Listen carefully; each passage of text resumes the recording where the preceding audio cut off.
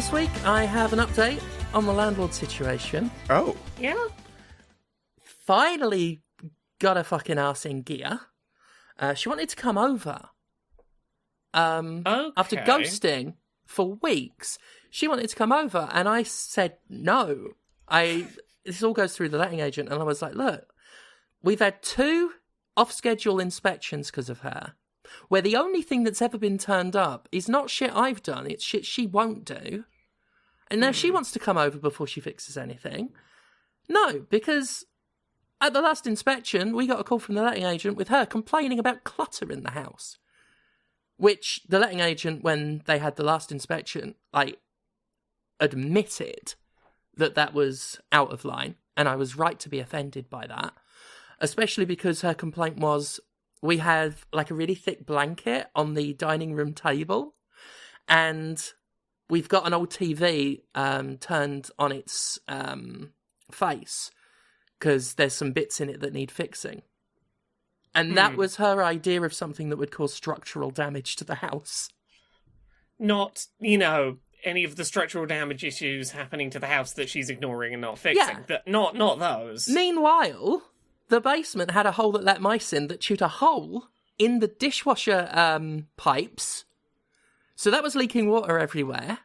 Because the mice wanted water. So they did that, which attracted fruit flies.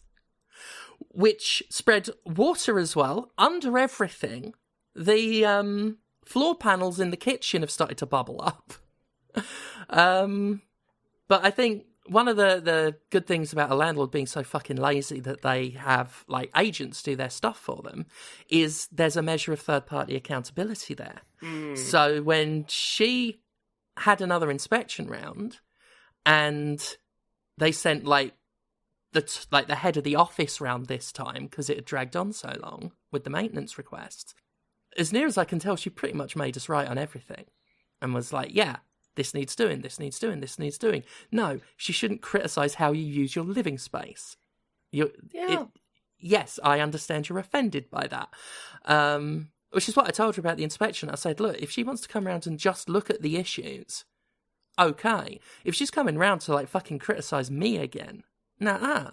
But anyway, we've had some maintenance guys around. It was a 2-day job. They're just wrapping up now. Fix a whole bunch of stuff. That absurd sink that we've talked about that you've seen, Laura, in that downstairs bathroom. That's just a pole coming out of the floor with a weird opaque bowl on top of it. A translucent green bowl on top, and then a pipe going into the wall. And that's it.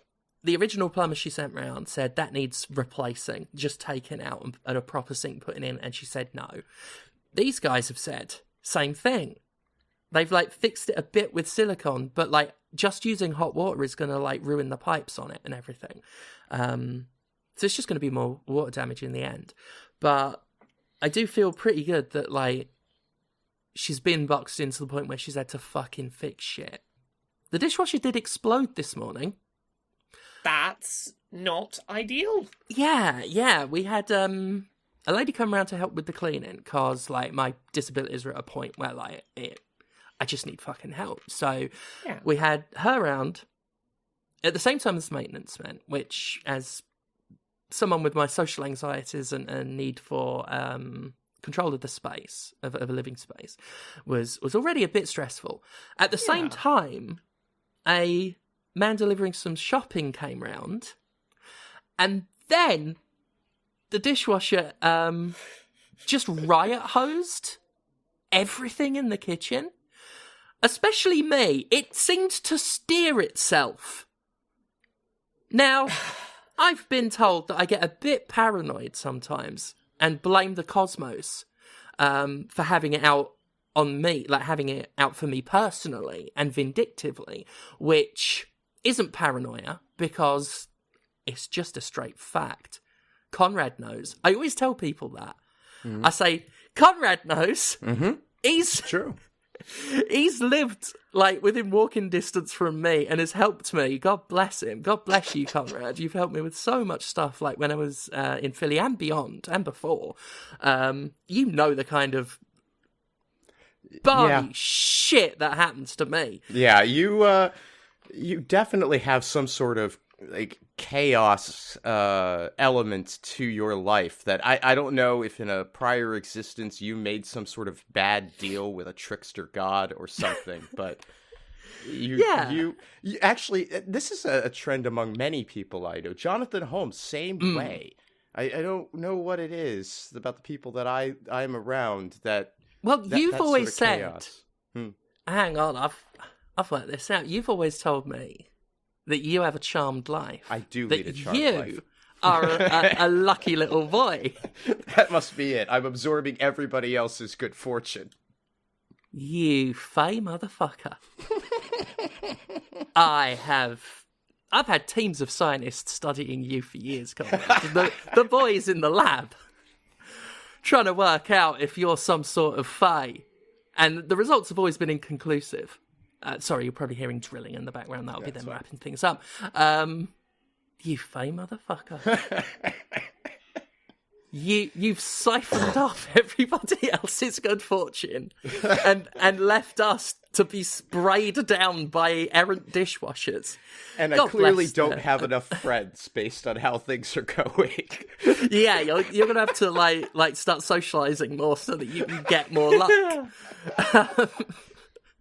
But yeah, like God bless the lady who was helping with the cleaner. Like she was passing me the shopping from the van, so like where it was dry, while I was like being just drenched in water trying to get some bananas on top of the bread because there was no space, and I couldn't go further into the kitchen. So that's my day.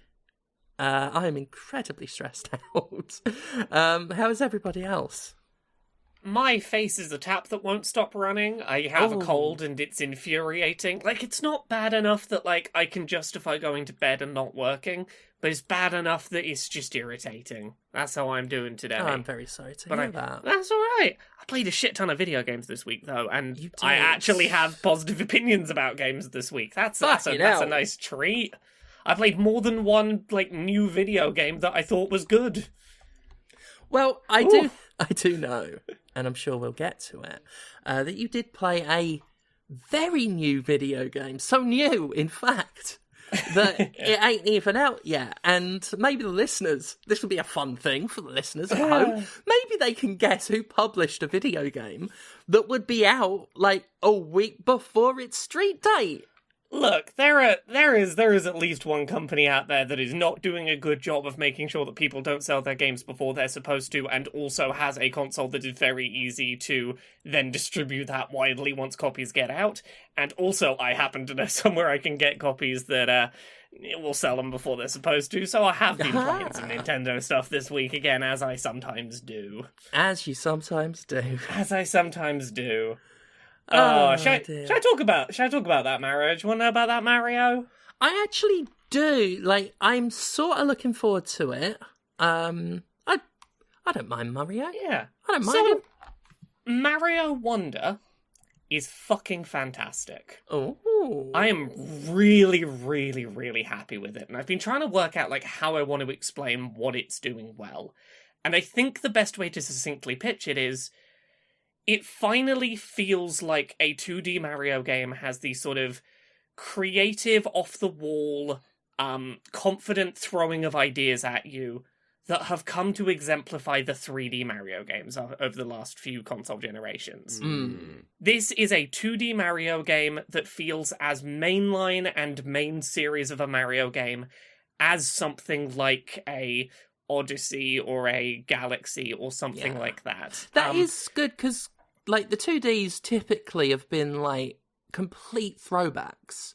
Yeah, like, they'll add like a new power or two. Yeah, there'll be like some element. Like I remember the big mushroom in New Super Mario Brothers being, you know, a thing. But there's one or two power-ups that get tossed in that sort of change things up a bit. But they're very iterative. They're not like Mario Odyssey, like a big thing.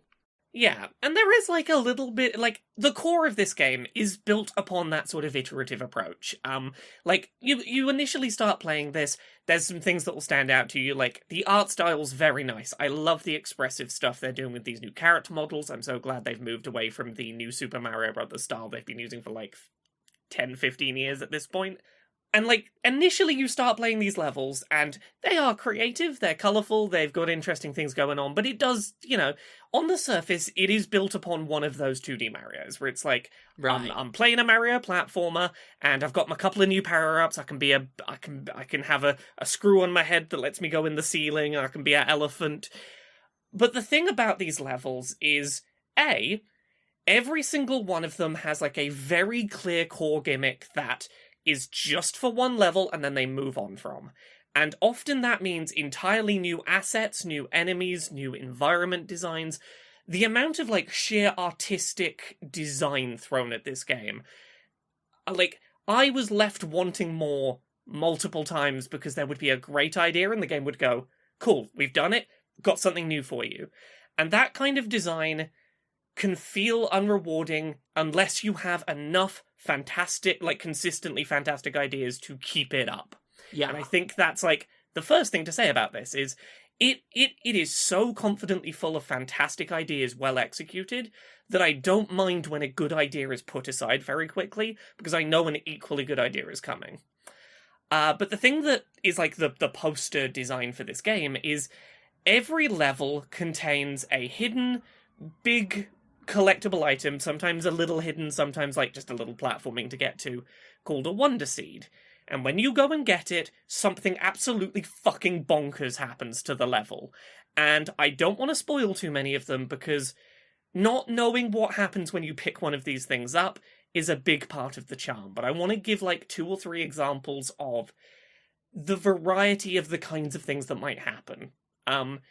In one very early level that was full of a lot of warp pipes that initially didn't seem like they were doing much, I grabbed the Wonder Seed, and suddenly the level became... at the end of Portal 2, there's the turrets do a sort of group opera number, sort of in unison.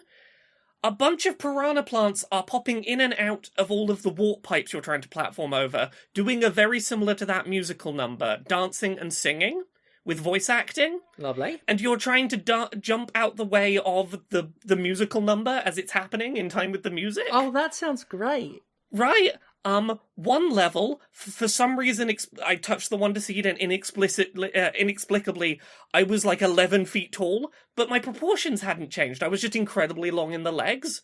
And I had to, like, work out how to do platforming with, like, my tiny little toadette body on, like, just screen-filling legs that changed how my platforming worked entirely, and, like, my crouch worked. I had one where the level kept tilting after I got the Wonder Seed, and I was, like, having to run away from boulders chasing me, and every time I picked up a little coin, the shift would change, and I'd have to deal with the level shifting me a different way now. And every single level has a gimmick like this. There is not a level without something like this, and it never feels like it is dipping back into a well of stuff it's already done. And that... I was really impressed with how well this game does at completely changing its mechanic, and without having to explain to you what's different. Like, doing a really good job of visually telling you, this is how things work now, get moving. And making that feel like something that doesn't have a learning curve, and that feels well meshed with the core platforming. It never feels like, in those moments, I am not playing a well-polished Nintendo-developed Mario game. On top of that, I really appreciate that this game has a structure that doesn't require you to do absolutely every single level linearly in order. You have, like, little stretches of like, levels where it's like you do these levels, and then you'll get to an open area. And in order to progress, it's like, hey, you need to find a certain number of these collectibles from levels. There's a bunch of levels here in this area. You can complete whichever ones you want to complete, and if there's one you can't do, don't worry about it. You can go do the Wonder Seeds in levels, rather than doing a different level. It gives you a lot of flexibility if a level's causing you trouble. If you are looking for, like, very challenging platforming, that is definitely here, and I am impressed at how confident Nintendo has gone in terms of, like, throwing very ridiculous high-end challenge in there, like, fairly early if you want it. As early as I think the second level, I found this branching path that was like, hey, we're going to give you a difficulty rating. This level is incredibly fucking hard. Don't worry about it if you don't want that. But if you complete it, it starts leading you on a chain of other very difficult levels. And when I say very difficult levels, like, I started this chain on levels where I was like, this feels like I'm having a more difficult, like, a more challenging platforming experience than, like, late game level areas of Celeste. Like, Fucking hell. there was, and like, a good example of that is one of those first ones was a wall jumping challenge, and it wasn't just that I was having to do precise wall jumps, but it was precise wall jumps while platforms behind me were disappearing, so I had to be doing them quickly enough to reach the next platform before, like, the platforms behind me were all gone. And it's completely optional, and the game makes it very clear. It's like, hey, are you enjoying this creative game, but you just wish it would kick your ass a bit more? Over there's where it's going to kick your ass. Anyway, everyone else continue playing over here. And I really like that. I really like that it's not afraid to go, look, if you're looking for more precision required of you, we're gonna have a little area for that. It's not the main quest, but it's here. Other things about it that I think are really neat. There is a series of badges you can collect in this, and you can have one of them equipped at a time, and they fundamentally change one aspect of how Mario controls. And it could be something like, if you hold down the jump button, you get a little extra flurrying in the air, like a sort of Yoshi would do. It could be something like, if you jump on a wall, the first time you don't, like, wall kick off of it, you jump up the wall an additional time before you wall kick off. And they're all very little tweaks, and none of them are necessary for levels, but they're all really nice little things that as I'm playing through, there are certain ones I've gravitated towards that I personally find really useful. There are some that are situational that I use for specific level types. There are some of them I just look at and go, I can't wait to watch speedruns of this game, because I'm sure you could find a way to break a level with this. And all of this sort of comes together into this really tightly designed package. I don't think I've played a bad level in it. I'm maybe 3 or 4 worlds deep into it, and it still feels like it just has endless new ideas it wants to throw at me. It is absolutely the most I've cared about a 2D Mario in a long time. It is a superb fucking game. I'm excited to play it. Yeah. I haven't played a 2D Mario maybe since New Super Mario Brothers, which they've been pretty the same for a while. Yeah, I mean, and then that's not a diss on the series or any of that. It's just I hadn't gotten around to them, and I'm probably ready for another 2D Mario. And yeah, I'm keen for this. I will check it out. Yeah. I will briefly talk about one other game before we move on, because I did play one other 2D side-scrolling platformer this week that I don't have such amazing thoughts to share on. We both have thoughts on this one. Uh-huh. Yeah, you've been checking out Sonic Superstars. Yeah. Yeah. I actually like it for a fair portion of it. Yeah, this is the thing. There are times I really like it. It's inconsistent, isn't it? Yeah, I'll tell you what my thing with it is. I like the levels.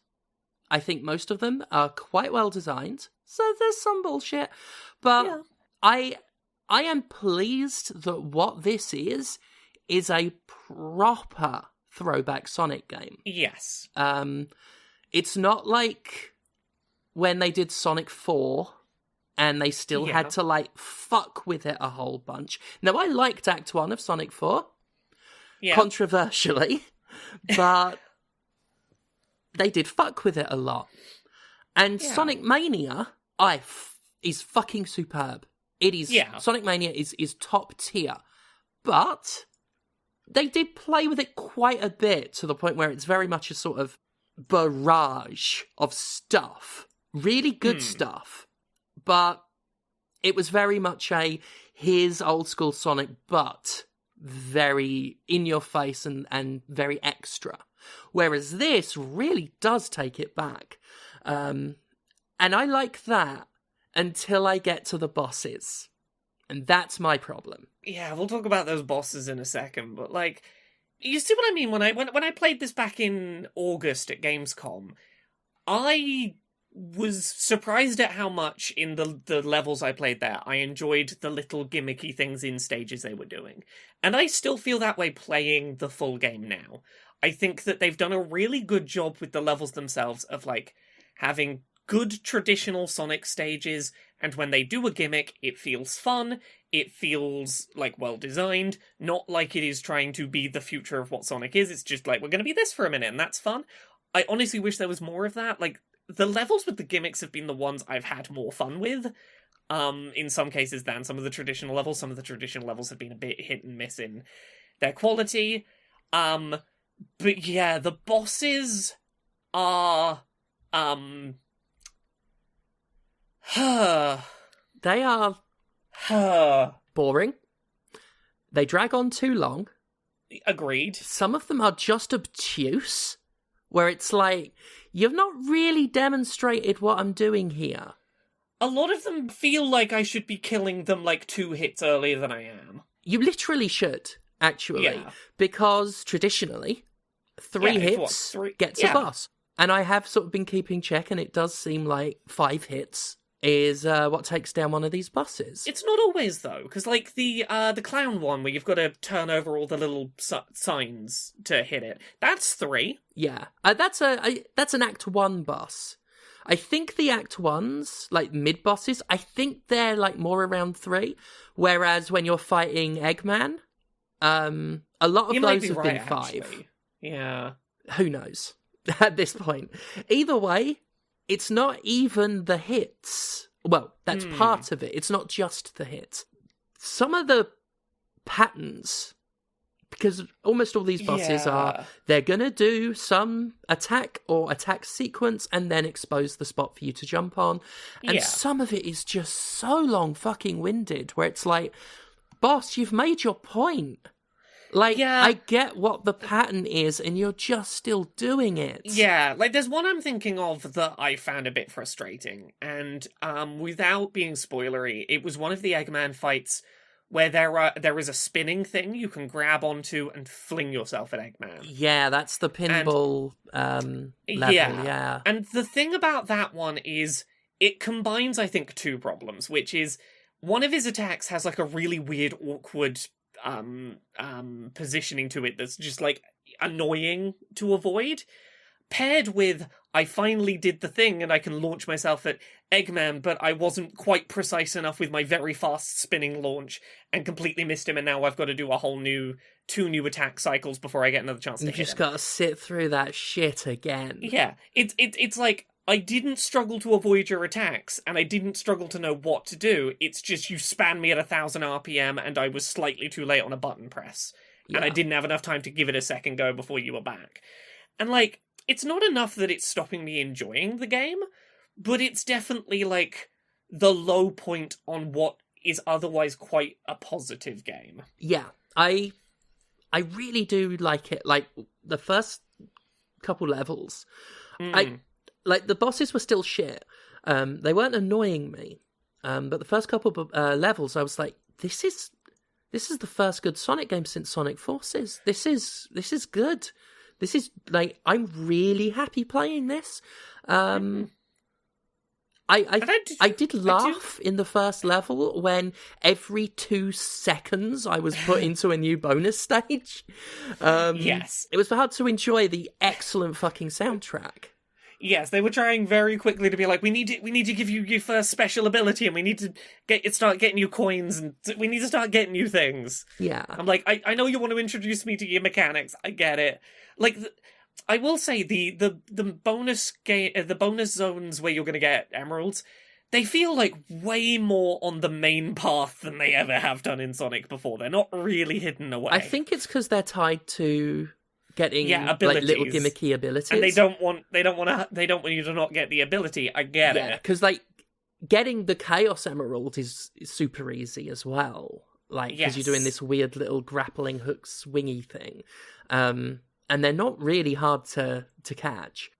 I really like the throwback bonus stages to the original Sonic, where those rotating little mazes are happening. Yes. They're really fun. Like, they've got some really nicely designed ones. Like, that it's just... I'm not one that often likes puzzles crammed into something that isn't a puzzle game, but they are really fun little puzzle levels. Yeah. I like those. What really fucking, like, not to harp on the bosses again. No, but... You mentioned the pinball one. Yes. The one that I really fucking hate, it was the one I did this morning, was the one with the big hammer that's, like, bashing the ground and knocking a platform up for you to jump and ostensibly land on its head, but you don't jump high enough. And it seemed to me the idea was to jump on the hammer itself, except the hammer kept knocking me out of my jumping animation. So if I'd have just landed on it, I'd have taken damage. Bits of the boss seemed to be randomly incorporeal, so I'd, like, land into something and then take damage that I shouldn't have. At one point, despite being on top of the hammer just fine, at one point I jumped on it, and it acted like it had crushed me, like I was stood on the floor. Like, it's just a fucking mess. It's like, it feels to me like they thought when they were making it, this game's too good, we've got to pour some Sonic Team into it. I want to be really clear, because I agree with you, but, like, I don't want to sound as down on this game as I probably do. I think that this is one of the better 2D Sonic games in a while. I think it's fucking great for the most part. Yeah, I think that its levels are a little inconsistent. There are some levels that are great and some levels that are, yeah, that's fine. It's not keeping, like, a bar of excellence up consistently, but it's never getting bad outside of the boss fights. Like, it's... I am having a really good time, and I will play this Sonic game start to finish. I'm having a good time with it. Yeah, absolutely. It doesn't help. Like, I know that at least part of my feelings here are, I've just gotten off playing Mario Wonder, and that game has been such a high-quality bar that going into playing this, I'm like, yeah, this was a really rough week for you to launch this Sonic game. Yeah. I will say as well, like, I am surprised they've launched... Well, I guess I shouldn't be surprised, but the fact they've brought it out as, like, a full premium priced game, especially compared to something like Mario Wonder coming out, I don't know if it's doing enough to justify that. I mean, I guess I'm not disappointed in having picked it up. I think it is worth. I don't feel it is worth what they're charging for necessarily. But... Like, you know, I'm happy I'm playing it. Yeah, I'm just surprised that they didn't go for like a 30-40 kind of buck point. The thing about it is, I think that price is fair for what they're selling, probably, but with the imperfections it has, it's going to have some trouble convincing everyone it's worth that price. Yeah. Like, it's charging enough that, like, it's not necessarily always hitting the bar that its price might suggest. Well, I guess it depends how much you get into the weird fucking battle royale multiplayer mode that it's got just unceremoniously there in the options. I played some of that last night. The one where you got to build your own little robot out of coins you find in the level. I spent like hours playing it, like getting these medals to get bits for this robot, thinking, I have no fucking idea what this robot's for. I'm just making a robot. I don't know what it's fucking for. And then I remembered there were other things in the main menu, so skedaddled on over to find that they've got a weird Fall Guys kind of thing going on, where there's this online multiplayer mode where there's like, I don't know how many you get, like maybe 10 or maybe a bit more players online with their little robots that all basically behave like Sonic. And you take part in 3 different stages. One might be a very simple race, just get to the finish line.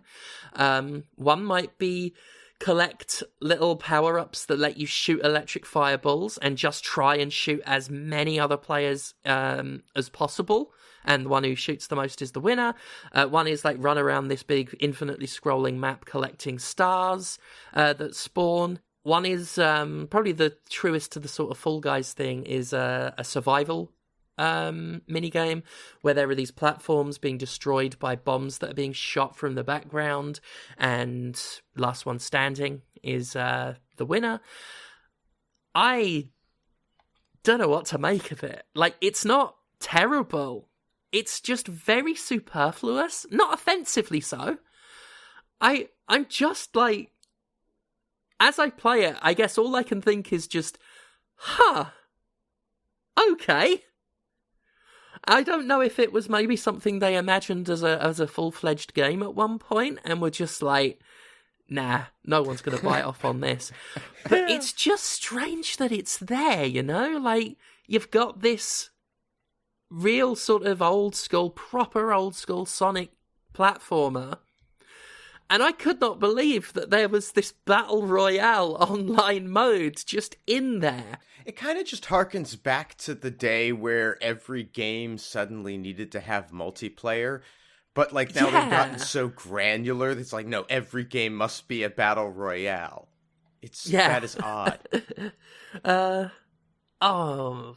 I should do a retrospective at some point on, like, superfluous multiplayer modes. Remember the first Overlord had online, competitive multiplayer. I think I got into one online game, and that's like when it launched. Right. I had one person was playing. Singularity had a really good one, actually, that no one fucking played, because no one fucking played Singularity. I liked the multiplayer in BioShock 2 for some inexplicable reason. Yeah, that was one of the ones that really, at the time, spoke to me in terms of what you said, where it's like, oh, everything's got to fucking have one. Mm-hmm. It wasn't terrible, though. I will agree with you there. It wasn't dreadful. But, you know, I think it's telling that in subsequent re-releases, they never do it. No. It would be interesting one day if maybe they released that as a standalone thing, just as its own little, like, release. Yeah, it wasn't bad by any stretch. I liked that you could play as, like, these, like, original Splicer characters. Yep. That was cute. It was a very cute little mode, looking back. I don't think I can't remember if I was super into it or not at the time, but looking back, I think it was cute. Left 4 Dead, I think it was Left 4 Dead 2 had one, which again wasn't terrible. Like a whole bunch of humans versus necromorphs. Yeah. I guess it does feel a bit like that. Yeah, like a very granular, like you say, tack on. I'm not offended that it's there. It's not unenjoyable. I just don't think I'll be spending too much time on it. I do like the idea of building a little robot, but I wish it was, since you can play as like different skins for Sonic, and they've got like DLC that has like different costumes for everyone, like Lego versions or the rabbit instead of Sonic, that just plays the same. I don't know why the robot isn't playable as a skin for Sonic. Right. I'd get more use out of that. Like, I liked all the medal collecting, the fact that you can get medals for all sorts of things, because some are hidden in the levels, some are rewards for those bonus mini-games. There's like a golden enemy hidden in each level, and you get a medal for that. I like that a lot, but all of those medals are in service of building a robot that only works on a real throwaway online mode. It feels like it could have been the Sonic Forces character creator. You play as your own little nonsense character, and it probably would have done a great job at being that. Yeah, and it wouldn't change anything. Because it just plays like, it's just a Sonic skin, is what it is. But yeah, you know, I popped a little pumpkin head on my robot, painted it pink, obviously. And the only way I get to use that is by doing that mode that, I don't hate the mode, but I'd rather just play it in the actual video game that I bought to play. So yes, very much I think in alignment with you on this. It's often a very good game that sometimes just has to be a Sonic game about it. Like a latter day one. It just has to be Sonic Team about itself sometimes. otherwise, it is very good. And I think I might this Monday finally get around to doing that Jimquisition on how Sega and Sonic Team need to, for God's sake, just stick with something for once. Yeah. This is probably the most I have felt that way since was it Lost Worlds? Lost World was the first time I ever entreated Sega. Please, this game is almost great. There's something here. Just build on it. Don't reinvent the wheel again. And then they did. I 100% feel that way about this. Like, I have little problems with some of the design of some of the levels, and there's some things that could be improved. But if this was the direction of future 2D Sonic games, I'd be very happy. Take what works here, fix the little things, make it a little better. It's going to be great. Yeah. I don't throw this out. We never got another game like Sonic Generations, which was one of the proper 3D modern Sonics that was genuinely fucking great. We never got another Sonic Mania, which was across the board beloved. Like, do you know how rare it is that I agree with the main Sonic fandom on anything? Sonic Mania. That's how many times I've seen eye to eye with that community. Sonic Mania. And we never got another one or anything like it, because they reinvent the wheel. Sadly, I think the only Sonic game that's probably ever going to get a direct sequel is that fucking Frontiers. Yeah. But then again, maybe with a sequel, they will do what I've been wanting them to do and build on it, and then Sonic Frontiers 2 could have some actual content in it. Or at least pop-in that doesn't occur when Sonic's directly on fucking top of something. That'd be nice. Yeah. What about you, Conrad? You been playing anything this week? Well, I did go back and finish Amanda the Adventurer. Yeah? Yeah. How are you feeling now you're done with it? Pretty much the same, if I'm honest. The one thing that we were hung up on was a ladder puzzle involving a robot that leaves clues, and they're good. Like they're giving you just enough information to figure out what they're doing, but sometimes you have to interpret just a little bit. I really like those last few puzzles in the latter end of the game. I'm not satisfied with the filling in of the narrative gaps. Yeah, I haven't done what I think is the last loop, and I'd been a little worried that might be the case. Yeah. I was like, if I don't finish this, I can live in a world in which maybe there's a good ending that I haven't come back to. Yeah, and maybe there is. Maybe there is secretly a sixth ending. Maybe. Keep the dream alive, I guess. Yeah, it's not that it's bad at any point. It just isn't satisfying in its conclusions. Like a lot of these kinds of games, and this is to an extent makes sense because it's consistent with the structure, but they just end, or they just skip to something, and there is a certain measure of unease you can inflict upon the player by doing that, and that's I totally understand the appeal of using those sorts of mechanics, but it does not lead to a resolution. It's not conclusive. So, but good puzzle, good game. I liked the experience. I just wish it had left me with something that felt complete. Yeah. Yeah. I played another AAA big video game this week that I actually thought was very good. Mm-hmm. I've been playing through Spider-Man 2. Oh, I want to play that, but yeah, it'll be a year. So There's not a huge amount to say about why I love this game, because a lot of it is the same things I would have said about the original Spider-Man or Miles Morales. It is a open-world adventure game that feels very, very satisfying to move around in, where the side quest content is set up in a way that feels manageable to 100% and desirable to do so. Had a great time with it.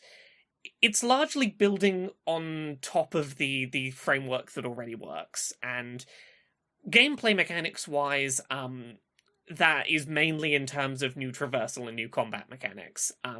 Traversal, there is now a wingsuit. You can have sort of webs under your wings, be like a flying squirrel, and sort of glide through the air.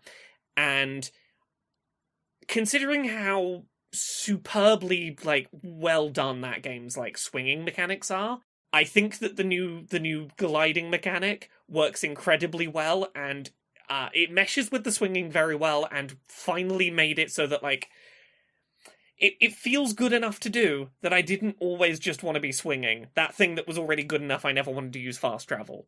I really appreciate a lot of the ways that you can sort of gain additional bits of height during that, and that you can sort of transfer back and forth between swinging and gliding to just really rocket across that open world if you are trying to get somewhere. There is a lot of really smart stuff done with having a feeling of power scaling throughout this game in terms of its main characters feeling like they are getting more abilities and able to do more things without increasing the complexity mechanically of the combat system, which I think is very well handled. This is a game that you can play most of the time as either Peter Parker or Miles Morales. There are certain missions that are like, this is a Peter Parker mission, this is a Miles Morales mission. But in between that, you can just pick who you'd rather be playing as and play as them. So for me, this was 90% a Miles Morales game, despite the fact that the main plot clearly wanted this to be a Peter Parker video game. And I appreciate that the game let me play it that way. Side quest content in this, I think, is maybe the biggest error of improvement over the original and Miles Morales. There is a greater variety of side quest types now that have fewer instances of each side quest. So, one of the side quest types being a little vague is, oh, there's some bases for this group, and you gotta shut down the bases. There's like 4 of them in the entire map. You go do that mission, that side mission type maybe 4 or 5 times, and you're done. None of the side quest types really outstay their welcome, which is good, for not feeling repetitive gameplay-wise. They've minimized the amount you need to be doing those, like, street-level crimes that pop up in order to, like, 100% areas. A lot of the side quests are introduced in the main story with a narrative crux that justifies why you'd want to do them, and after doing, like, 4 or 5 instances of the side quest, you get a proper cutscene conclusion that makes it feel like it was part of the main narrative. Like, there is decent reward for doing that side content. Talking about it narrative-wise, without getting into spoilers, I'm really impressed at how good of a job they did with some of the Spider-Man stories being told here. From trailers, it's no secret that Venom is in this, Harry Osborn is in it, I think we've seen some other ones that, I'm trying to think who else. Craven's the main one, right? Craven's the one I was thinking of. So there's Craven, there's Venom, there's Harry Osborn. Harry Osborn in particular I want to talk about for a minute, because without getting into spoilers, I sometimes struggle with Harry Osborn Spider-Man stories. Because I sometimes struggle to believe that Peter and Harry are friends. Because Harry's often portrayed way too quickly as, like, he's a jerk, but they're friends 'cause science. This is the most I've ever been invested in, like, genuinely believing that this Peter and Harry are friends and that they care about each other, and I think that does a lot for how they tell this story. I really like their take on Craven. Their take on Craven is really interesting and very, very well written, very well performed. I love this Craven very much. They're clearly going to do another of these. There's clearly going to be a sequel at some point.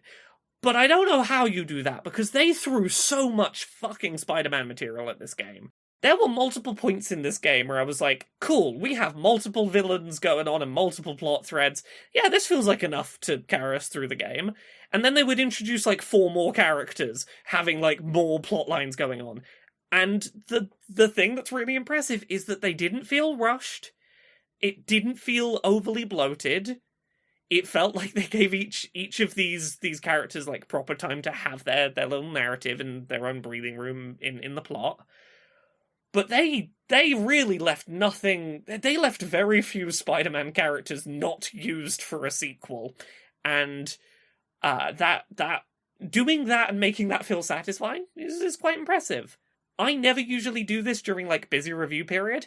I 100%ed this game. I went and got the platinum trophy.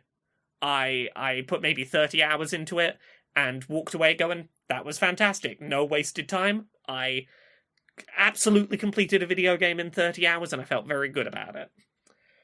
It's real good. It's good for many of the reasons the previous 2 were good. It's more of that.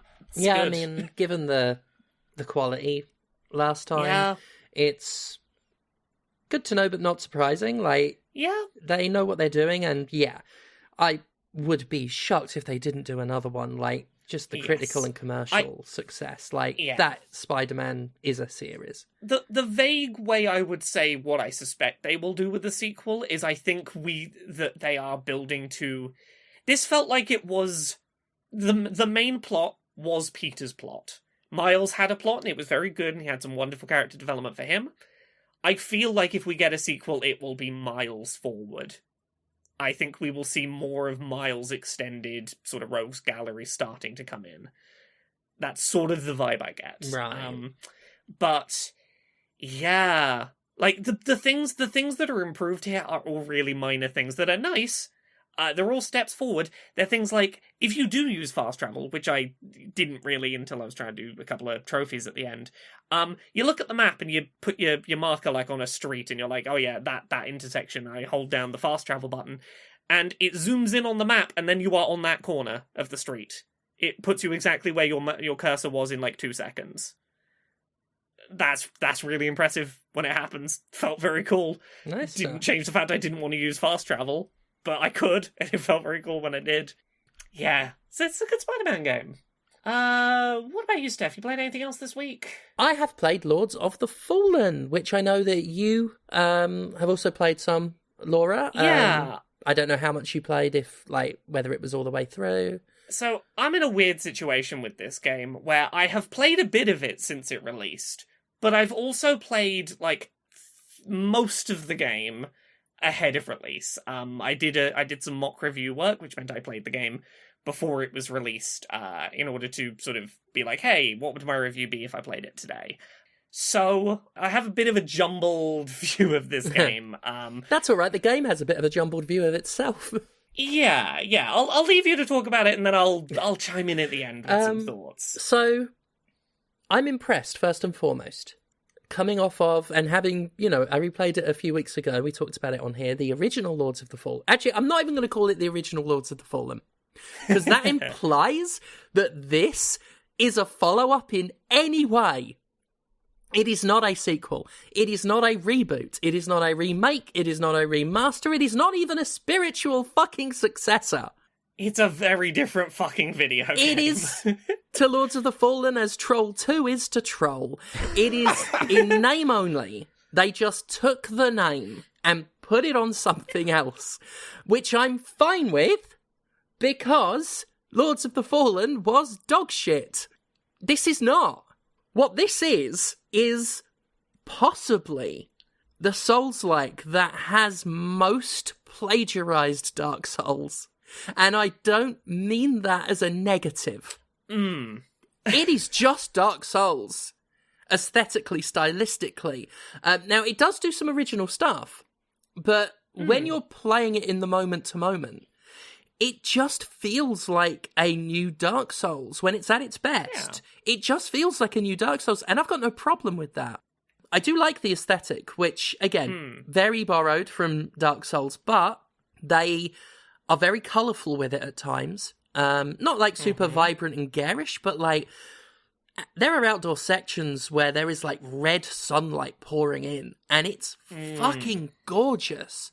This game at times is utterly beautiful. The combat and everything, fucking solid. Really good weapon variety, really good fucking spells. I went with like their version of cleric, like radiant magic. Fucking brilliant stuff. There's one where like I can summon 2 versions of the game's first boss, and she just like appears in this sort of big glowing sunlight and just fucking munches stuff. I like that co-op is all the way through. Yes. I don't like that hardly anyone's playing it, it seems, or the multiplayer is just that bad, but it's so hard to get a game going. But when you get it going, the fact that if they die, you just respawn with them.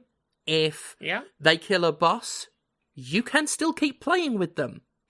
Which I like, because while I like to co-op and help other people, there are moments in this game where I'm like, fuck this, I'm tagging in. Like, I'm gonna have my handheld here, because in some areas the maps are just a fucking mess. And I don't mean in terms of polish. It's a very well put... Well, on the PS5, now Case Explosion was telling me about the PC version, where apparently it's just a fucking glitch fest for days.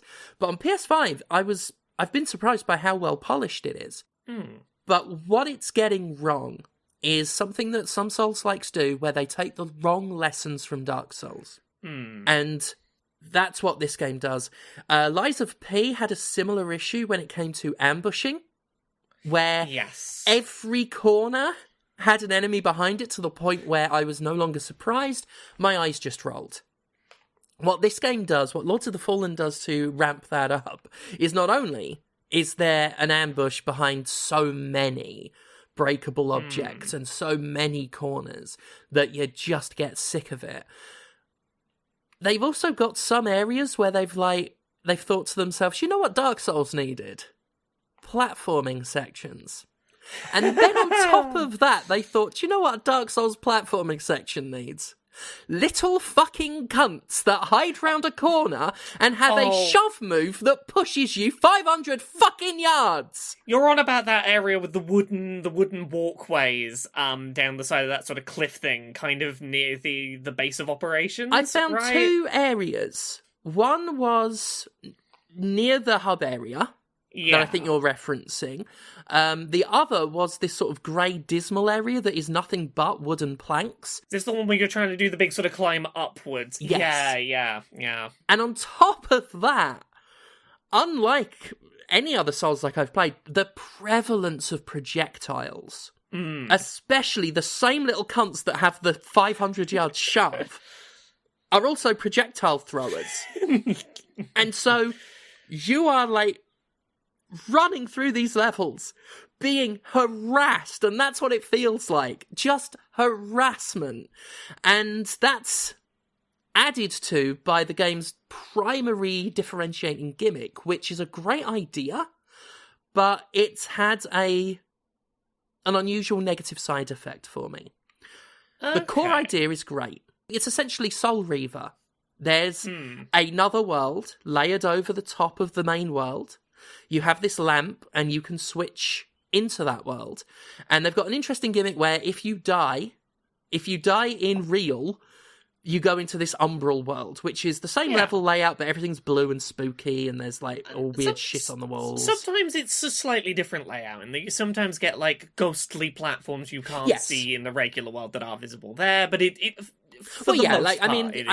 terms of map layout, it's the same world, but you're right. There are like some areas that you can't cross in the real world. One of the biggest examples is there's no water in the umbral world. So if there's like a big swamp, you can cross it by going umbral and just walking across. Yes, water not existing in the umbral plane, the first time you click that's just like a rule, is kind of cool. Yeah. Has its own enemies. I like that before you shift, you can hold the lamp up, and everything that the light sort of covers shows you the umbral world. That's neat. Yeah, and I like some of the things around that, because like to quickly jump in, sometimes they'll be like, oh, I can get over there if I go across this bridge that only exists in the umbral world. Cool. Well, I don't want to give up my like protection from a death. so I'll like just try and like shine the lamp and walk across it while I see it. But if any enemy hits me and the lamp stops pointing at the floor, I will fall to my death. And like that sort of trade of I can try and cheese this and not necessarily go to the umbral yet, to keep that little layer of safety on my health, I thought was pretty neat. Yeah. So the side effect, the negative side effect is it's a congregation of everything I've mentioned, with the added issue that the longer you stay in the umbral world, the more dangerous it gets, until you start getting stalked by this big red thing that I haven't felt brave enough to try and fight yet, but if you stay still, you get fucking mullered. Now, what happens is you are being pelted by projectiles, because everything in the real world is still there. So all the enemies that were originally there have been joined by the Umbral exclusive enemies with a time limit before things get so dangerous you will probably just die. And some of the maps are not intuitively designed. It can be very easy to run around in circles thinking, what the fuck am I doing? And the problem is you can't really explore, because there are some areas where you have to go umbral to progress because it's blocked otherwise. So I have been in areas where I am being pelted and the clock is ticking, and I am desperately trying to find somewhere where I could, because you can't switch back to the real world unless you find certain areas monuments that let you do it. So I am running around like a headless fucking chicken and feeling harassed and harangued and on a timer. And then you get to the final ambush that really salts the wound. I have never been surprised by so many boss fights in my life. Almost every boss fight has been an accident. Has been me wandering into something and going, oh shit, the way back's blocked. Oh fuck, there's a health bar at the bottom of the screen. And I've just been running around being pelted and having to heal, and I'm in umbral form, because if you die once in umbral, you're done. Your lifeline's gone. You don't get a second chance. Oh fuck. Oh no. I will say, I do appreciate for the boss fights that if you die in a boss fight, your soul's equivalent do at least get put outside the door. What? No, so they don't. Oh, do they not anymore? Oh. That must have been in that build, because, at some point they were, I think. No, they go in there, and there's a fucking animation to pick them up. So there's a good chance sometimes of the boss fucking murdering you as you're trying to pick them up. There have been moments where I have felt no shame bringing in a co-op player who has clearly, they're random, but some of them have clearly done these areas before. Yeah. And just letting them guide me. And returning the favour in kind. Like this morning, I got someone through 2 bosses and sort of helped them find the way. And then I got to that bit with the wooden walkways and the shoving, and I was like, sorry, mate, you're on your fucking own. I needed help for that bit. I hate how much this game ambushes you. It's to the point of pathetic. Pathetic is what I think sometimes when I'm like, wow, you really just don't have another trick up your sleeve, do you? However, for the most part, here's the big tragedy of the fact that I feel like some of the areas are just like gauntlets where I can't explore. I fucking love exploring this world. I really like the world they've made. It's gorgeous. And it's got really interesting enemies and really lovely, architecture and terrain. And I love just, looking at it. But I don't feel I can stop and enjoy exploring when I'm in these areas that are massive gauntlets, and the bosses are often staggered in such a way that you fight a boss. There is one area where you fight a boss, you walk through a little cave, you go onto the cliffside, you cross a bridge and the bridge breaks, and then you're ambushed by another boss. Yes. And the moment between those bosses is on this gorgeous sun-drenched cliffside that genuinely, like, awestruck me. I stepped out and I was like, this is beautiful. I can't wait to explore the rest of this area. Why am I falling? Oh, that's a big ball made of meat and teeth. Oh, yeah, down in that pit. Yeah. Oh, the big flesh ball. I felt very good today helping someone else beat it, because now that I've got that radiant spell I mentioned, like, I was just chewing through it. Yeah. And that's the real shame of it for me, is I come to an area that is, like, fucking beautiful, and all I want to do is explore it. Not without challenge. You know, I want enemies, and I want the fun I have when I am in a new area of many Souls-likes, and Dark Souls in particular. When I go to a new area, I know it'll be a while before there's a boss, and I'll just take my time and pick my way through and look for things and like find secrets and get to grips with all the enemies. And I can't familiarise myself with so many areas of this game because I'm either running through a gauntlet or there's barely any of it before a boss turns up. And I don't mind the bosses, and I don't even mind the occasional gauntlet. But I want to spend time in this world, and it doesn't want me to half the time. It just wants to harass me to the next area. And I'm like, just slow your roll. I'm not going to lose interest if you stop hurrying me. The opposite's happening. But outside of those complaints, and those complaints only exist because I'm liking it. That's the thing. I want to like it. I want to like the bits that are really grabbing me, but it keeps pushing me away. And when I can just stop and smell the meat teeth, I really like it. It's not... Many people, I think, will look at it and just say, this is a blatant fucking rip-off of Dark Souls. Like, more than the average Souls-like. But it's well made. It is well put together, well written. I like the dialogue and everything. I love the characters, like the character design. I love the blacksmith lady. Yes. I forget her name. She's fucking Greta. Great. Greta. Greta's called wonderful, right? Yeah, Greta, who's got this ancient, timeless, like, being that's, like, lived through multiple universes, but she's, like, put manacles on it, and it's, like... Yeah. It's got real vibes of what if you managed to put, like, a leash on Cthulhu, and Cthulhu just had to sit there being like, I have known the horrors of time, yet you will not let me free. Yeah. And she's like, shut the fuck up, I'm making swords over here. There's, like, 5 dialogue sequences where, like, he's just... Every time you try and talk to Greta, like, he's, like you say, like, I have witnessed the deaths of universes. And then, like, after 5 of them, she's just like, shut up, boo-hoo! And then she starts smithing again.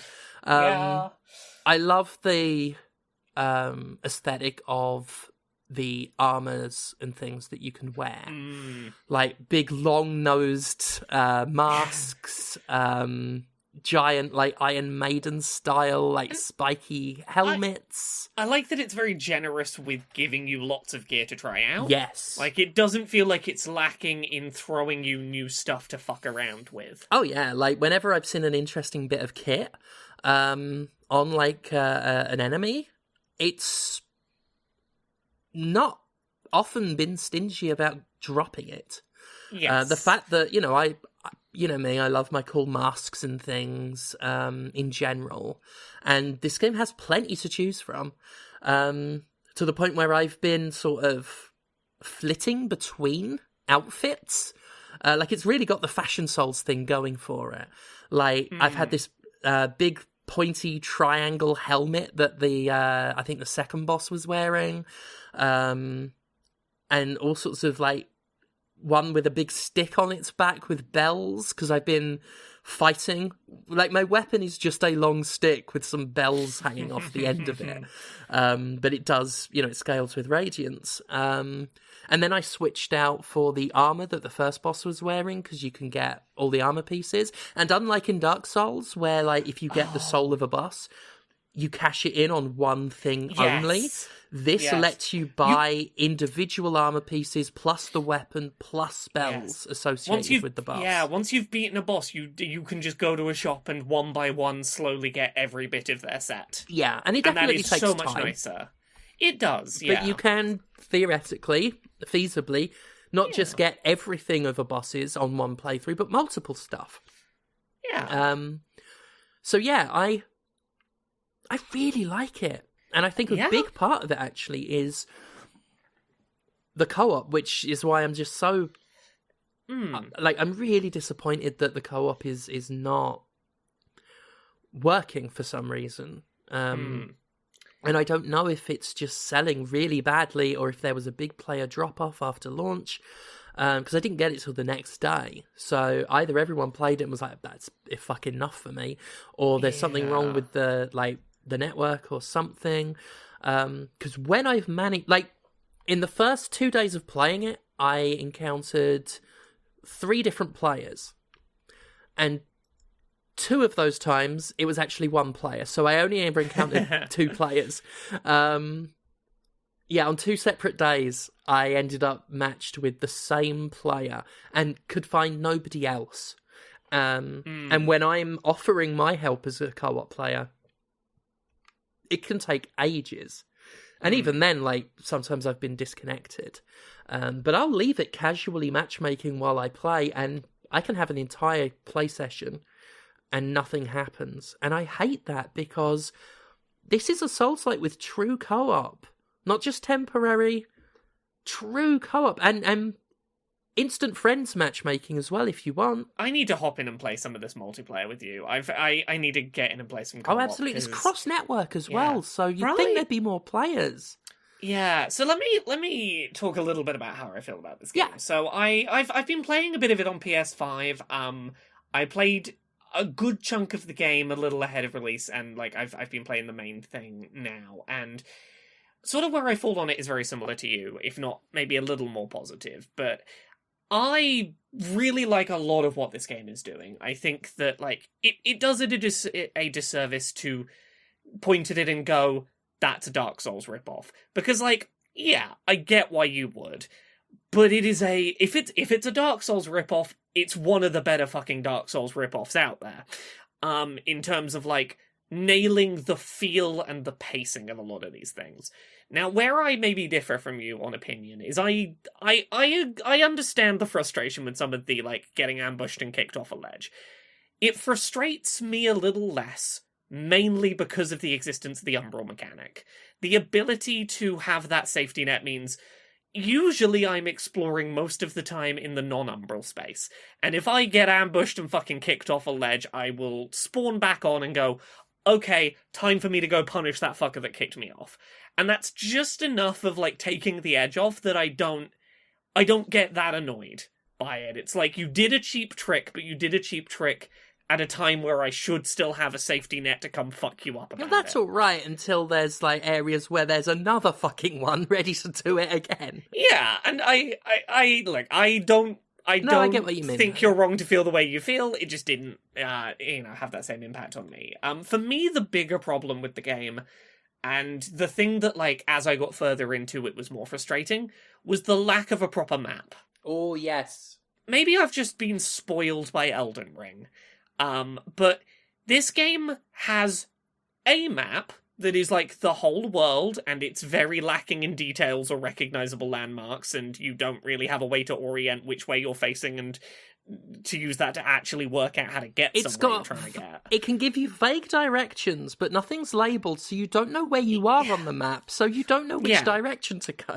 Exactly, and beyond that, it's almost a little insulting that you get to areas and you're like, oh, I picked up a map for this area, and it's not a map, it's a bunch of pictures and scribbles and arrows pointing at things. I'm like, that's not a map, this area. No, it's a glorified lore entry. They come with a little description, and it's just a lore entry. It's not a map.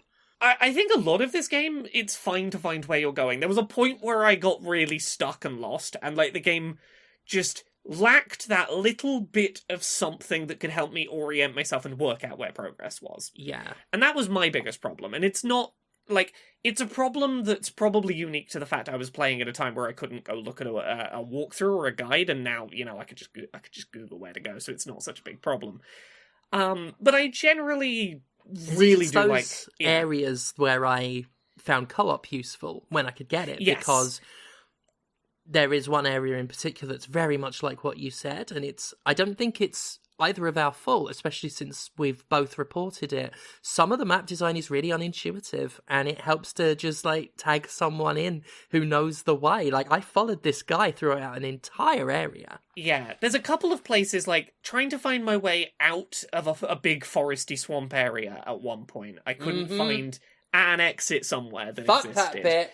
And as you're sort of climbing up the big cliff face, trying to get up to the big tower at the top of a cliff, there's, like, a door that I can't open, and I'm, like, trying to work out how to get further up this cliff, and just couldn't fucking work it out for the life of me. I have a key at the moment. I know I've seen doors for it. Can't fucking find them now. There's a couple of places like that where, like, I wish there was, even if it wasn't a map, something to give me some kind of guidance to, like, get me on the right track after I've been lost for a while. But, like, those were my biggest problems with it. I think that it does a really good job of, like, feeling very good moment to moment to play. I like a lot of the boss designs. I like the system with the Umbral getting more difficult the longer you're in it. I love the mechanic. Don't get me wrong. It's the way it works with all the other sort of problems of making me feel rushed. That's fair. The fact that it's harder the more you stay in it, I like that as a fundamental concept. Yeah. I do like that. So my take on it is, I really like that. First and foremost, it clicked early on that was a good way to level grind if I wanted to grind souls, was to deliberately go to the Umbral, because you get, like, an experience modifier the longer you're in there. So, like, not only are there more enemies to fight, but they're worth more experience as you fight them. And that it's quite good about that. Like, yeah. You never feel like you have to grind to get to the next level. Like, it's been generous so far. Like, I'm level, like, 51 or so. I didn't have to spend ages farming to get it. Yeah. And you're right, the Umbral helps with that a lot. And again, this is just personal preference. The way I felt about the Umbral in those moments was, I really enjoyed that sense of sort of tense, frantic chaos, because it made new areas feel dangerous in a way that they didn't feel when I had the time to take them slowly. And I enjoyed that sort of slightly frantic, okay, well, I've seen, because I was just sprinting forwards trying to find a way out the Umbral, like, next time I go through this run, I know a bit of what's coming. I've seen a bit of it, and I have a bit of a sense when I come back. And I liked that ebb and flow, and I know it's not going to be for everyone, but I did enjoy it. I think there is a lot to like in this game. Mm-hmm. It is mainly just, like, my biggest problem was it's not great about its own navigation assistance at times, and I can understand some of the complaints about, like, slightly cheap enemy stuff, but at least the safety net's there. But, like, I think that shift between two realms mechanics does a lot to differentiate this game, and I am honestly surprised they didn't make a bigger deal of that mechanic in pre-launch, like, promotion for the game. They barely fucking talked about that, and it's one of the things that, like, in my mind really defines the time I had with that game. The ways that, like, new parts forward open up, the moments where I had those frantic rushes trying to find my way out of somewhere that was getting more dangerous the longer I stuck there. I think there is a lot to love here. It's a little janky, but it is... There's a lot to love in it, and I hope that they patch it and polish it over time, and I hope it, some of the issues people are having on things like PC get cleaned up, because I think there is a really recommendable game here. Yep, definitely. As animated as my complaints have been, as I said earlier, the only reason that I care this much is because of how much I've been enjoying it. I feel the same and felt the same. It's rare when I play a game for work before release that when it comes out I go, I'm itching to play that again. Now that I've gotten, like, a lot of work obligations I had in October out the way, this is the game I'm going to be binging most of this month, and I am excited to do so. I want to know how it ends. I've not seen the end of this game. I'm looking forward to it. Mm-hmm. Conrad, have you played anything else this week? No, not really. I mean, apart from the usual Stardew Valley, which, I'm in my third winter now, and I'm optimizing the layout of my farm to fit 3 self-operating planting fields, and then trying to make sure that I can have them hoed and fertilized in time for spring, because it's just, without the assistance of a second person in a multiplayer, I don't think it's physically possible to prepare these 3 fields in the allotted time of a day. So yeah, it's coming along. I'm happy with the status of my farm, but that's pretty much all I've been doing, is in terms of when I have time to play a game. I've played a couple of other things, but I'm probably going to leave them till next week because we've gone quite long and not made it to news yet. Have you played anything else you want to talk about this week, Steph? Nah, all good. Cool. So let's rock it through a couple of bits of news. So the big one that's happened since last week, and we kind of knew this was coming. Microsoft has now formally acquired Activision Blizzard King for $68.7 billion. Load of shit. It's Bully for It's them. gone through. It's happened. Good for them. No, not bully for them, Conrad. They're going to be a bully for everyone fucking else now. We don't need to linger on this too much. There's a couple of little stories associated with it. Bobby Kotick is going to stay with Activision Blizzard King through the end of 2023, which the wording of that seems to suggest, like, probably very early January next year he's going to be out the door with his big golden parachute. Mm-hmm. He won't return from holiday break. Yeah, good riddance to him. Sucks that he's got to be paid an infinite amount of money to get him out of there. Him and every shady, corrupt fucker that circled the wagons round him. Yeah. While everyone else under them, many of them suffered under them, get to like worry about their jobs and what's going to happen in restructuring.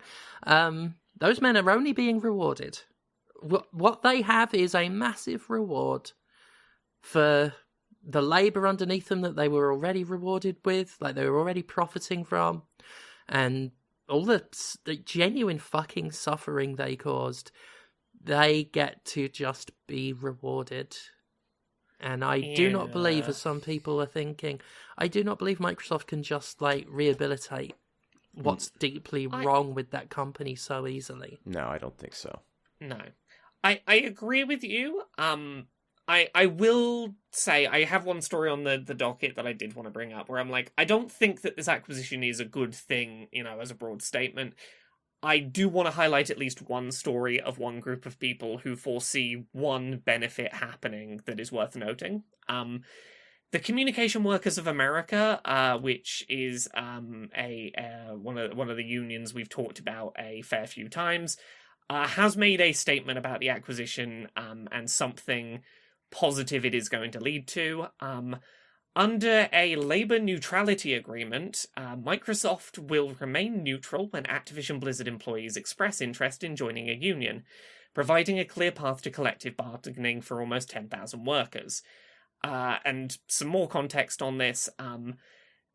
Several groups of workers within Activision Blizzard King, in response to all the bullshit that went down there, did try and form unions and were unsuccessful, specifically because of I forget what the word is for bullying from bosses trying to bully people out of forming unions. I feel like there's a term for that. Well, yeah, it's labor suppression. They're suppressing organization. Yes, for some reason my brain was blanking, but that union was a thing busting would be another. Union busting's the one I was looking for. Yes, there was a bunch of union busting shit going on. And as the CWA points out, Microsoft has committed to allowing, workers to join the union without interference from management, as part of a. First, I will note this neutrality agreement only lasts for 60 days. Why not fucking permanently? That's my complaint. But they've said Microsoft will take a neutral approach when employees covered by the agreement express interest in joining a union.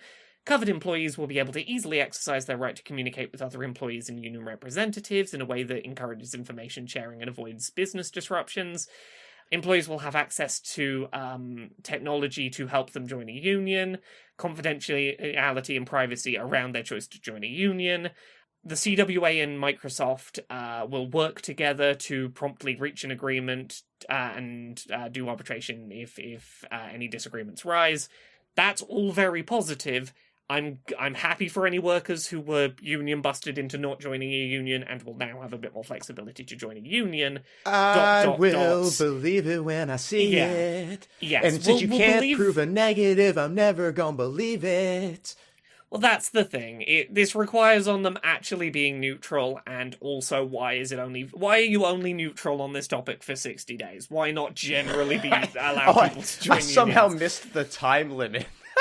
Yeah, no. We're not going to be assholes for 2 months. There is a 60-day neutrality agreement after the Activision Blizzard King deal closes. 2 months. Yeah, there will be 2 months in which Activision Blizzard King workers can join a union without getting union busted. Basic human rights, terms and conditions apply. It really does, look, I don't think they meant it this way, but it really does make it sound like, hey, 61 days from now we're going to union bust your fucking asses. Your asses are ours. It's amazing. Yeah. Kinda love it. Honestly, the only thing that makes me believe this neutrality is that they put a time limit on it. Is that they put a time limit on it. That makes me believe it more. I'm like, if they weren't gonna obey it, if they were just gonna pretend it didn't exist, they would let it go on forever. Right. It's only because they're actually being neutral that they're like, yeah, but we can't be neutral forever though, guys.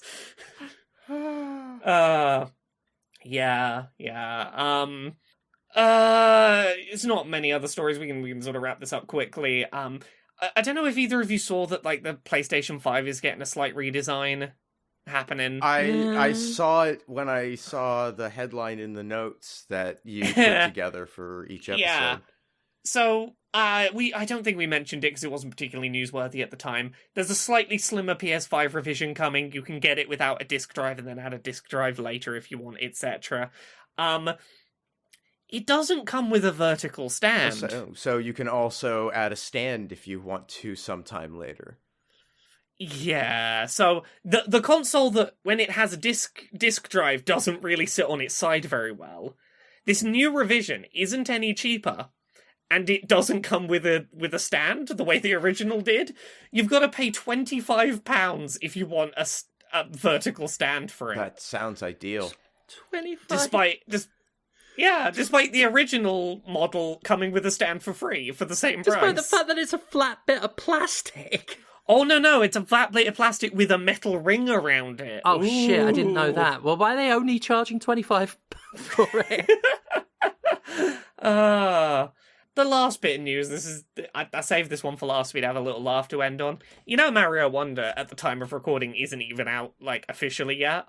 I have heard that. Yeah, it's like 2 days. Yeah. It'll be out tomorrow as of recording, I think. It'll be out in New Zealand by the time this goes up. But as of like 24, 48 hours before this episode goes up, there's already mods for the game for people playing on emulators. There's a little flower in the game that has voice acting and says voice lines to you, and people have already modded him to say fuck. Lovely. No People notes. have modded him, so every time you see him, he tells you to fuck off. No notes whatsoever. Yeah. People have been modding a lot of voice lines into this little flower's mouth, and here's the thing. Nintendo has been trying to take these clips down. Not like general gameplay clips of the game, specifically the clips where the flower says fuck. They don't want their family-friendly flower doing a swear. I want their family-friendly flower doing a swear. Why don't they listen to me and what I want? Sounds like a better way to play the game. I wish I was playing the game, but the flower says fuck. I'm just thinking about all the other things that flower's going to be made to say, though. Yeah. It's when I get hold things. of the mods, Jonathan's going to get all sorts of interesting messages. So there we go. We did it. We did it. Laura, what else have you done? Hey, mate, what you done? Mate, what you done? Yeah. What you done? Well, this week I got a whole bunch of stuff happening this week. The day that this episode goes up, I've got a new book out. It's called Stories of Autistic Joy. It is an anthology of autistic people sharing stories of lived experiences of joy. That could be in the form of stuff like the joy of sitting and organizing things obsessively. It could be like someone sharing an essay about like, here's this thing I hyperfixate about, and I want you to understand why I find it so fascinating. It might just be the joy of self-understanding and coming to terms with who you are as a person. It is just a bunch of autistic people from around the world sharing stories of what joy feels like to them and how they experience it. And I'm so proud of having put this book together. I love it so much. Stories of Autistic Joy, out now. Also, end of November 28th, I believe, Gender Euphoria is available as an audiobook. I am the narrator on the audiobook. You can listen to, like, multiple hours of me reading stories at you. I did all my studio sessions last week in, like, a fancy studio in London, did all my little line takes. That'll be out end of next month. Other than that, just find me at Laura K. Buzz everywhere. Twitter, Twitch, YouTube, TikTok, Patreon, that's the one that pays the bills, Blue Sky, Mastodon. Accessibility every Friday on YouTube. We have 2 episodes this week. One went up on Monday, Spider-Man 2 accessibility review. There's one going up tomorrow that is about the leaked one-handed Xbox controller and some of its accessibility potential implications. Whole bunch of stuff. Go search Laura K. Buzz. You'll find all the things I'm doing. What about you, Conrad? Oh, you can find me at Conrad Zimmerman on Instagram and Blue Sky. You can hang out with me on Twitch at twitch.tv/thatconradzimmerman. I've been dividing up my time between playing Stardew Valley and painting the minis. They're coming along. I think I finally figured out what I'm ultimately going to do with them. But that's a bigger, longer-term project. You can buy anti-capitalist propaganda and official Jimquisition merchandise at mercenarycreative.com. And everything that I do gets supported through Patreon at patreon.com/fistshark. And you know who else has a Patreon? James Stephanie Sterling. It's true. It is true. Patreon.com/Jimquisition. That's that Patreon for you. The Kid Bandit versus Commander Sterling match, the no DQ, which was reviewed by a UK Deathmatch reviewer recently, said it was one of the most fun things they'd seen this year. Huge, positive response to it. That's on the True Grit Wrestling YouTube channel. Just 28 minutes of nerdy deathmatch nonsense. Do please check that out if you're so inclined. My next wrestling date is actually this Sunday. I'll be in Manchester for Sovereign Pro Wrestling at SovPro on social. Then on the 30th, I've not been announced. I was told I'm on it, but I should be on PCW's Halloween show on the 30th, and that'll be, I think, in Blackpool, but I guess we'll see. But for definite, though, SovPro Wrestling in Manchester this Sunday. Hopefully I'll see you there. That's it for this week. Thank you all so much. We will see you next week, though. Goodbye. Bye. Bye.